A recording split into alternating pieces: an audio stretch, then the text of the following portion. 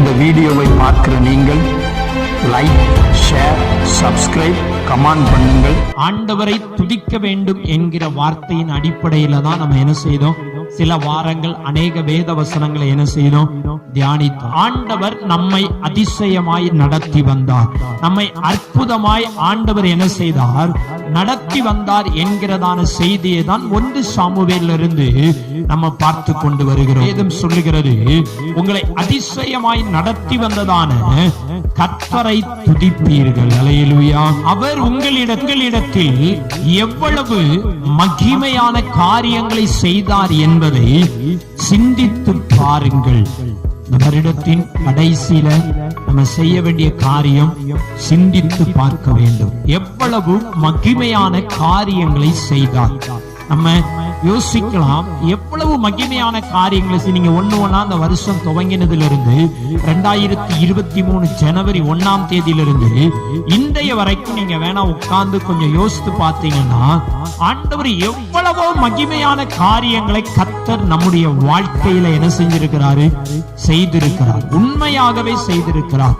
அதுல என்ன விசேஷித்தம் என்று சொன்னால், இன்னைக்கு நம்ம ஜீவனோடு இந்த இடத்துல வந்து உட்கார்ந்து இருக்கிறது தான். அதை விட வேற மகிமையான காரியம் ஒண்ணுமே சொல்ல முடியாது. அடுத்து அந்த ஜீவனோடு இருப்பதற்கு தேவையான எல்லாவற்றையும் கர்த்தர் நமக்கு என்ன செஞ்சிருக்கிறார்? தந்திருக்கிறார். நம்ம நினைக்கலாம், நான் உழைச்சேன், நான் சம்பாதித்தேன், நான் வச்சிருக்கேன். நம்ம உழைப்பதற்கு பலன் வேணும்ல. நிறைய பேர் வேலை தேடி இன்னைக்கு சுத்திக்கிட்டு திரியுறாங்க, வேலை என்ன செய்யல இல்ல. நிறைய பேர் படித்து விட்டு நல்லா படிச்சிருக்கிறாங்க, குறைந்த சம்பளத்துல போய் என்ன செய்யறாங்க? வேலை செய்யறாங்க. நம்ம படிப்பெல்லாம் பார்த்தா ரொம்ப கம்மி. ஆனா இன்ஜினியர் படிச்சு சம்பளம் வாங்குறதை விட நம்ம அதிகமா தான் என்ன செஞ்சுட்டு இருக்கோம்?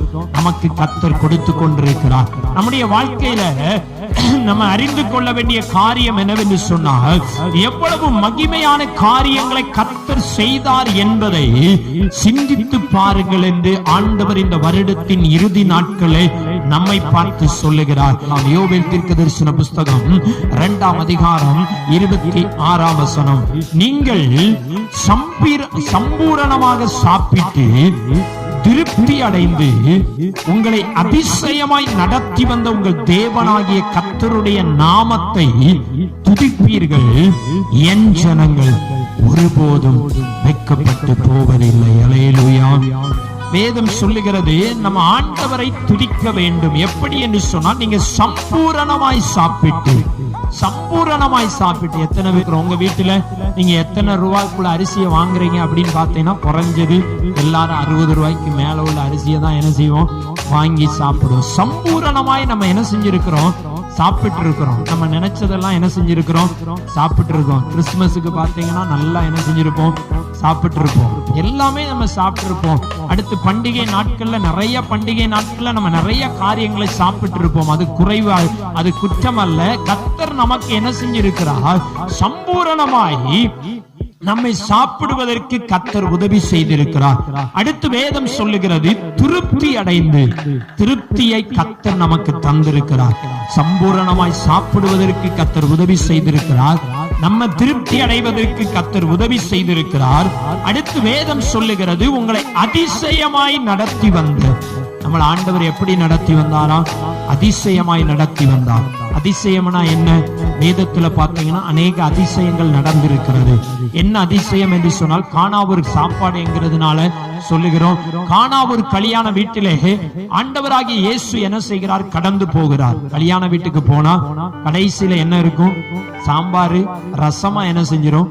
மாறிடும். நிறைய பேர் கடைசியில போய் சாப்பிட்டவங்களுக்கு எல்லாம் தெரியும். சோறை பார்த்தீங்கன்னு சொன்னா முதல்ல வெந்த சோறு இருக்கும், கடைசியில போனா வேகாத சோறு என்ன செய்யும்? இருக்கும். அங்க போய் கடைசியில கல்யாண வீட்டுல போயிட்டு நிறைய பேர் வஞ்சிட்டு வந்த ஆட்கள்லாம் உண்டு. என்ன சாப்பாடு போட்டாங்க என்னன்னு சொல்லி எல்லாம் யோசித்துருவோம். ஏன்னா கல்யாண வீட்டுல குறை வந்து நல்ல காரியம் நடக்கிற போது குறை வந்துருச்சுன்னு வச்சுக்கோங்களேன், அங்க பெரிய பிரச்சனையை என்ன செய்ய இருக்கும். இயேசுவும் கானாவூர் என்கிற ஊருக்கு போனார், கல்யாண வீட்டுக்கு போனா அங்க குறைவுபட்டு விட்டது. அங்க என்ன குறைவுபட்டதுன்னா சாப்பாடு குறைவுபட்டது. நம்ம பாணியில சொல்லணும்னா, பைபிள் படி சொல்லணும்னா திராட்சை ரசம் என்ன செஞ்சிருச்சு? குறைவுபட்டது. அவங்க திராட்சை ரசம் கொடுப்பாங்க, நம்ம என்ன செய்யும்? டீ கொடுக்கிறோம். அடுத்து பாத்தீங்கன்னா சில வீடுகள்ல பாத்தீங்கன்னா பாதாம் பால் கொடுப்பாங்க, சில இடத்துல பாத்தீங்கன்னா டீ கொடுப்பாங்க, இப்படி என்னெல்லாமோ என்ன செய்வாங்க, ஐஸ்கிரீம் கொடுப்பாங்க முடிவுல. ஆனால் இங்க திராட்சரசம் குறைபட்டது. திராட்சரசம் என்பது மிக முக்கியமானதா இருக்கிறது. அந்த வீட்டில குறைவு வந்ததை ஆண்டவராகிய இயேசு அங்கே இருந்தார். அந்த குறைவை அவர் நிறைவாக்கினார். எப்படி அந்த அதிசயம் நடந்தது? அதிசயமாய் அந்த கல்யாண வீட்டில் எப்படி நடந்தது என்று சொன்னால், தண்ணீரை திராட்சரசமாய் மாற்றினார். அல்லேலூயா. அப்ப ஆண்டவர் பாருங்க, நம்மை அதிசயமாய் நடத்துகிறவர். இன்னும் வேதத்துல நிறைய அதிசயங்கள் இருக்கிறது. நான் ஜீவனோடு இருப்பது பெரிய அதிசயம். ஆண்டவர் நம்மை அதிசயமாய் என்ன செய்திருக்கிறார்? பாதுகாத்து இருக்கிறார். இந்த இடத்துல நான் ஏற்கனவே சொன்னேன், இந்த இடத்துல நிற்பதே பெரிய ஒரு அதிசயம். கர்த்தர் நம்மை அதிசயமாய் என்ன செய்திருக்கிறார்? நடத்தி வந்திருக்கிறார். தண்ணீரை திராட்சரசமாய் மாற்றினார். அது ஒரு பெரிய அதிசயம். உங்க வாழ்க்கையிலையும் கொஞ்சம் தான் இருந்திருக்கும், அதை ஆண்டவர் ஆசீர்வதித்து அதிசயமாய் நடத்தி வந்திருப்பார். நம்ம நினைத்த அளவில் நமக்கு வருமானம் இல்லாமல் இருந்திருக்கலாம், நினைத்த அளவில் நமக்கு தேவைகள் சந்திக்கப்படாமல் இருந்திருக்கலாம். ஆனா அதன் நடுவிலையும் கர்த்தர் நம்மை திருப்தியாய் நடத்தி இருக்கிறார். வேதம் சொல்லுகிறது, நீங்கள் சம்பூரணமாய் சாப்பிட்டு திருப்தி அடைந்து உங்களை அதிசயமாய் நடத்தி வந்ததான உங்கள் தேவனாகிய கர்த்தருடைய நாமத்தை என்ன செய்வீர்கள்? துதிப்பீர்கள். இதுதான் மிக முக்கியமான காரியம். எல்லா நன்மைகளை செய்தார், எல்லாவற்றையும் செய்தார். ஆனால் நம்ம செய்ய வேண்டிய காரியம், கர்த்தருடைய நாமத்தை என்ன செய்யணும்? துதிக்க வேண்டும். எப்படி துதிக்க போகிறோம்? அவர் துதிக்கணும்னா நம்ம என்ன செய்ய போகிறோம்? ஒண்ணு இல்லை, ஆண்டவர் செய்த நன்மைகளுக்காய் நம்ம என்ன செய்யணும்? நன்றி செலுத்த வேண்டும். இந்த வருடத்தின் இறுதியிலே கர்த்தர் உங்களிடத்துல என்னிடத்துல எதிர்பார்க்கிறதான காரியம் நன்றியை எதிர்பார்க்கிறார். துதிக்கணும். அதைத்தான் நீங்க கோடிக்கணக்கான பணம் கொடுக்கணும், லட்சம் ரூபாய் கொடுக்கணும், 1000 ரூபாய் கொடுக்கணும், அல்லனா இவ்வளவு ரூபாய் கொடுக்கணும், அதெல்லாம் ரெண்டாவது. அது உங்களுடைய மன விருப்பத்தின்படி நீங்க கொடுக்கிறது ரெண்டாவது. முதல்ல கர்த்தர் நம்மிடத்திலிருந்து எதிர்பார்க்கிறது, என்னை துதிக்க வேண்டும், என்னை மகிமைப்படுத்த வேண்டும், அவரை உயர்த்த வேண்டும். காரணம் என்னவென்று சொன்னால், வானாதி வானங்களையும் உண்டாக்கின இயேசு, அண்ட சராசரங்களையும் உருவாக்கின தெய்வம் உங்களையும் என்னையும் பாதுகாத்து இன்னைக்கு நடத்தி இருக்கிற. அப்ப நீங்க நினைக்கலாம், மத்தவங்க எல்லாம் பாதுகாக்கலையா, மத்தவங்க எல்லாம் அற்புதமா நடத்தலையா? நீங்க வீட்டுக்குள்ள போய் பாருங்க, அவங்க வாழ்க்கை எப்படி. பெரிய பணக்காரரா இருக்கலாம், ஆனா அவங்க தூங்குற நேரம் 4 மணி நேரம் தான். பெரிய பணக்காரர்கள் இருக்கிறார்கள், பணம் இருக்கு, கோடீஸ்வரர்களா இருக்கிறார்கள், பல லட்சம் ரூபாய் என்னைக்கு என்ன செய்து சொத்துக்கள் உள்ளவர்கள் இருக்கிறார்கள். அவங்க தூக்கத்தின் நேரத்தை பார்த்தீங்கன்னா வெறும் 4 மணி நேரம். நம்ம படுத்தா 8 மணி நேரம், 9 மணி நேரம் கூட நம்ம என்ன செய்கிறோம்? தூங்குறோம். அப்ப அந்த அளவுக்கு ஆண்டவர் நமக்கு நல்ல சுகத்தை, சமாதானத்தை என்ன செஞ்சிருக்கிறாரு? தந்திருக்கிறார். யாருக்கு சமாதானம் இருக்கிறதோ அவங்களுக்கு நல்ல என்ன செய்யும்? தூக்கம் வரும். ஆனா அந்த அளவுக்கு ஆண்டவர் நிறைய பேத்துக்கு என்ன செஞ்சிருக்காரு? சமாதானத்தை கொடுத்திருக்கிறாரு. ஏன்னா அப்படிப்பட்ட தெய்வத்தை தான் நம்ம என்ன செஞ்சிருக்கிறோம்? ஆராதிக்கிறோம். இங்க வேதம் சொல்லுகிறது, அவர் உங்கள் தேவனாகிய கர்த்தருடைய நாமத்தை என்ன செய்யணும்? துதிக்கணும். யார் துதிக்கிறார்களோ வேதம் சொல்லுகிறது, என் ஜனங்கள் ஒருபோதும் வெட்கப்பட்டு போவதில்லை. அல்லேலூயா. இந்த வசனத்துல 2 காரியம் இருக்கிறது. ஒன்று துதிக்கிற காரியம், இரண்டாவது துதிக்கிற தெய்வ பிள்ளைகளுக்கு ஆண்டவர் கொடுக்கிறதான வாக்குத்தத்தம், என் ஜனங்கள் ஒருபோதும் வெட்கப்பட்டு போவதில்லை. ஆண்டவருடைய பிள்ளைகள் ஒரு நாளும் ஒருபோதும் அவர்கள் வெட்கப்பட்டு போவது கிடையவே கிடையாது. யார் வெட்கப்பட மாட்டார்கள்? கர்த்தரை துதிக்கிறவர்கள். யார் வெட்கப்பட மாட்டார்கள்? கர்த்தரை ஆராதிக்கிறவர். சாத்ராக், மேஷாக், ஆபேத்நேகோ கர்த்தரை ஆராதித்தார்கள், தேவனை மகிமைப்படுத்தினார்கள். தேவனை துதித்ததற்காக அவர்களை அக்கினி சூளைக்குள்ளே தூக்கி போட்டார்கள். ஆனால் வெட்கப்பட்டு போனது சாத்ராக், மேஷாக், ஆபேத்நேகோ அல்ல. யார் தூக்கி போட்டார்களோ அவர்கள் தான் வெட்கப்பட்டு போனார்கள். மூன்றாவது, நான்காவது நபராய் ஆண்டவராகிய தேவன், தேவ புத்திரர் அந்த அக்கினிக்குள்ளே உலாவி அவர்களை பாதுகாத்தார். அல்லேலூயா. ஏனென்று சொன்னால், நமக்கு விரோதமாய் யார் எழும்பினாலும் சரி, நாம் வெட்கப்பட்டு போகவே மாட்டோம். ஒருவேளை சோதனைக்குள்ள நம்ம போகலாம், அக்கினிக்குள்ள போகலாம், ஆனா வெட்கப்படுகிறது நாம் அல்ல. நமக்கு எதிராய் யார் செயல்பட்டார்களோ நமக்கு எதிராய் யார் கிரியை செய்தார்களோ அவர்கள் வெட்கப்பட்டு போவார்கள். தானியேலை குறித்து வேதம் சொல்லுகிறது, சிங்க கபிலை தூக்கி போடும்படியா திட்டம் தீட்டினார்கள். அவங்க வேற ஒண்ணுமே செய்யல, தினமும் 3 வேளை என்ன செஞ்சாங்க? ஜெபம் பண்ணாங்க. இன்னைக்கு நல்லது செஞ்சா காலமே கிடையாது, ஜெபிக்கிறவர்களுக்கு காலம் கிடையாது. ஆனால் அவர்களுக்கு தான் பெரிய ஆசீர்வாதம் இருக்கிறது. ஜெபம் பண்ணினார் தானியேல், தினமும் 3 வேளை ஜெபம் பண்ணா. ஜெபம் பண்ணதுக்கு எவனாவது தூக்கி சிங்க கபில போடுவாங்களா? வீட்டுல உட்கார்ந்து நம்மள மாதிரி மைக் எடுத்து எல்லாம் என்ன செய்யல, ஜெபம் பண்ணல. மைக் எடுத்து சத்தமா என்ன செய்யல, ஜெபம் பண்ணல. அவர் மட்டும் வீட்டுல உட்கார்ந்து தினமும் 3 நேரம் என்ன செய்தாரு? ஜெபம் பண்ணாரு. ஜெபம் பண்ணதுக்கு சிங்க கபிக்குள்ள என்ன செய்தார்கள்? தூக்கி போட்டார்கள். கடைசி யார் வெட்கப்பட்டு போனார் என்று சொன்னால் தானியேல் அல்ல.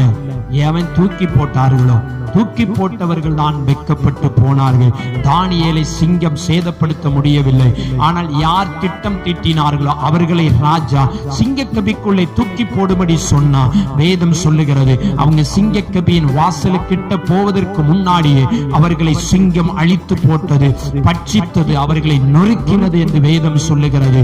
அப்ப யார் வெட்கப்பட்டு போனால்? தேவ பிள்ளைகள் ஒரு நாளும் வெட்கப்பட்டு போகிறதில்லை. ஒருவேளை வெட்கப்பட்டது மாதிரி தான் தெரியுமே ஒழிய, ஆனால் வெட்கம் என்பது நமக்கு அல்ல, மற்றவர்களுக்கு தான். நமக்கு எதிராய் எழும்புகிறவர்களுக்கு நம்ம விசுவாசிக்கணும். நம்ம இந்த வேத வசனத்தை நம்பணும். யார் எனக்கு விரோதமாய் எழும்பினாலும் நான் வெட்கப்பட மாட்டேன், அவர்கள் தான் வெட்கப்பட்டு போவார்கள். யார் நமக்கு விரோதமாய் சதித்திட்டம் தீட்டினாலும் நம்ம வெட்கப்படவே மாட்டோம், அவர்கள் தான் வெட்கப்பட்டு போய். ஏன்னா நீங்களும் நானும் ஆராதிக்கிற தெய்வம் அவர் ஜீவனுள்ள தெய்வம். மரித்தேன் ஆனாலும் சதா காலங்களிலும் உயிரோடு இருக்கிறேன் சொன்ன கர்த்தர் அவர் இன்றைக்கும் என்ன செய்கிறார்? ஜீவித்துக் கொண்டிருக்கிறார். வேதம் சொல்லுகிறது, கர்த்தருடைய நாமத்தை துதிப்பீர்கள், என் ஜனங்கள் ஒருபோதும் வெட்கப்பட்டு போவதில்லை. சங்கீதம் 126 அதிகாரம் 3 வசனம். சங்கீதம் 126:3 எடுத்துக்கொள்ளுவோம். சங்கீதம் 126:3. கர்த்தர் நமக்கு பெரிய காரியங்களை செய்தார், இது நிமித்தம் நான் மகிழ்ந்திருப்போம். முதல்ல பார்த்தோம், அவர் நம்மை அதிசயமாய் நடத்தி வந்ததை நினைத்து நம்ம என்ன செய்யணும்? ஆண்டவரை துதிக்கணும். இரண்டாவதாக இங்கு வேதம் சொல்லுகிறது, இது நிமித்தம் நாம் மகிழ்ந்திருக்கிறோம். கர்த்தர் நம்ம வாழ்க்கையில இந்த ஆண்டுல பெரிய காரியங்களை செய்தார்.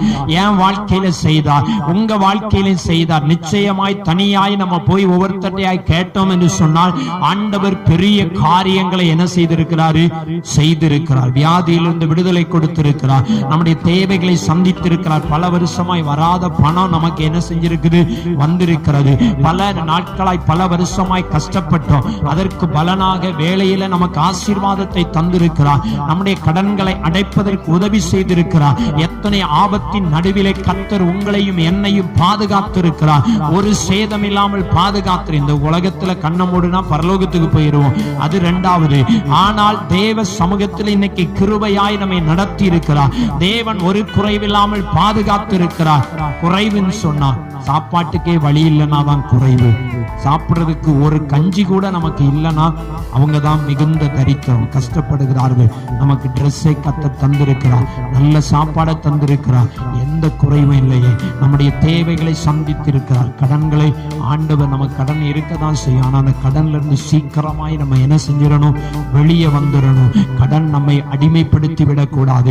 கடனிலிருந்து கர்த்தர் நம்மை மீட்டு கொண்டு வந்து விட வேண்டும். அதற்கு பெரிய கஷ்டமான காரியமெல்லாம் ஒண்ணு இல்லை. இனி நான் கடன் வாங்க மாட்டேன் என்று தீர்மானம் எடுத்தாலே போதும். இனிமேல் நான் கடனே என்ன செய்ய மாட்டேன்? வாங்க மாட்டேன். இருக்கிற கடனை அடைப்பேன். ஆண்டவரே எனக்கு உதவி செய்யுங்க நீங்க தீர்மானம் எடுங்க. கர்த்தர் நிச்சயமாய் உங்க வாழ்க்கையில் இந்த 2024 ஆண்டிலே பெரிய காரியங்களை செய்வார். இந்த வீடியோ உங்களுக்கு பிரயோஜனமா இருந்திருக்கும் என்று நம்புகிறோம். இந்த வீடியோவை பார்க்கிற நீங்கள் லைக், ஷேர், சப்ஸ்கிரைப், கமெண்ட் பண்ணுங்கள். ஆண்டவர் உங்களை ஆசீர்வதிப்பார்.